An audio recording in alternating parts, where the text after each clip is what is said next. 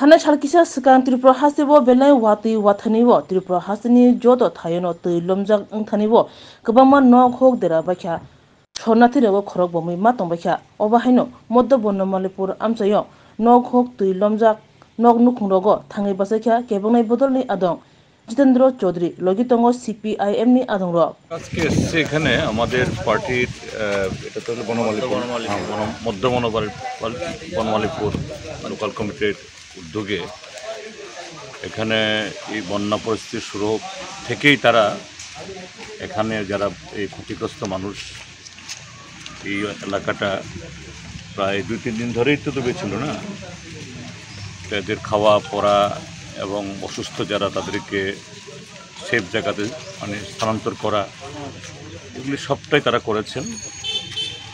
কেননা এটা আগরতলা মিউনিসিপ্যাল কর্পোরেশনের মধ্যে হলেও দুর্ভাগ্যবশত মিউনিসিপ্যাল কর্পোরেশন থেকে যে ধরনের ভূমিকা নেওয়া দরকার ছিল এটা দেখা যায়নি। আমরা ঘরে ঘরে গেছি, প্রত্যেকে বলছেন এই কথাটা, সরকার বা কর্পোরেশনের তরফ থেকে সেরকম কোনো ধরনের সহায়তা তারা পান। যাই হোক, এখানকার লোকাল অংশের মানুষ এবং আমাদের পার্টির এই মধ্য বনমালীপুর লোকাল কমিটির উদ্যোগে তাদের সেফ জায়গাতে নেয়া খাওয়ানো পরানোর ব্যবস্থা করা হয়েছে এবং তারা আজকে সাবান ব্লিচিং পাউডার বিলি করেছেন এবং একটা স্বাস্থ্য শিবিরও তারা করবেন এখানে। তো এইভাবেই এই সময়েতে দুর্গতের পাশে থাকতে হবে। আমাদের পার্টি রাজ্যের সর্বত্র আমাদের সমস্ত ইউনিটকে আমরা বলেছি এই সময়েতে মানুষের পাশে দাঁড়ানোর জন্য তাদের সাধ্যমতো সমস্ত মানবিক সাহায্য নিয়ে। আমাদের তো সেরকম যে অবস্থা নেই যে আমরা সব কিছু করতে পারব। গতকাল মাননীয় মুখ্যমন্ত্রী এই বন্যা ত্রাণের বিষয়ে একটা সর্বদলীয় মিটিং ডেকেছেন। তো সেখানে সরকারের তরফ থেকে যে শোনানো হয়েছে 5 লক্ষাধিক মানুষ ত্রাণ শিবিরে আছে, 5 শতাধিক শিবিরে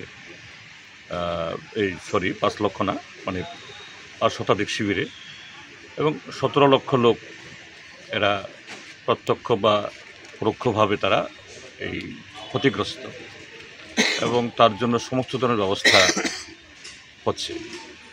তো আমরা বলেছি যে সরকার প্রাথমিকভাবে যে অ্যাসেস করেছে ক্ষতি ইত্যাদি, এটা এক্ষুনি এইভাবে দুমদাম করে বলা দেওয়া ঠিক নয়। যে এটা ঠিক যে রাজ্যে এবার যে বন্যা হয়েছে এটা বিগত দিনের যে 1983-তে বা 93-তে যা হয়েছে তার থেকে ব্যাপকতায় বলা যেতে পারে অনেক বেশি। আগে হয়তো কোনো একটা জেলা, 2টো জেলা, 3টে জেলা হয়েছে, এখন সারা ত্রিপুরা রাজ্য ব্যাপী সবকটা নদীর জল ফুলেছে। কাজে এতে শুধু বাড়িঘর ক্ষতিগ্রস্ত না, যে পরিকাঠামো, রাস্তাঘাট, পানীয় জল, সেচের এই প্রকল্পগুলো না, যে কৃষি মানে কৃষকদের ব্যাপকতর ক্ষতি হয়েছে। তা আমরা বলেছি যে আমরা জানি রাজ্য সরকারের ক্ষমতা সীমাবদ্ধ, এটা দিয়ে সবাইকে 100% দেওয়া যাবে না, যায় না কখনোই, বা যত দেওয়া উচিত তাও করা সম্ভব হয় না। কেন্দ্রীয় সরকারের একটা টিম যাতে যত তাড়াতাড়ি সম্ভব ত্রিপুরাতে আসে, কেননা কেন্দ্রীয় সরকারের টিম যদি তারা যদি সচেক্ষণ না দেখেন তাহলে যা সাহায্য দেবে এটা হবে একেবারে যৎসামান্য।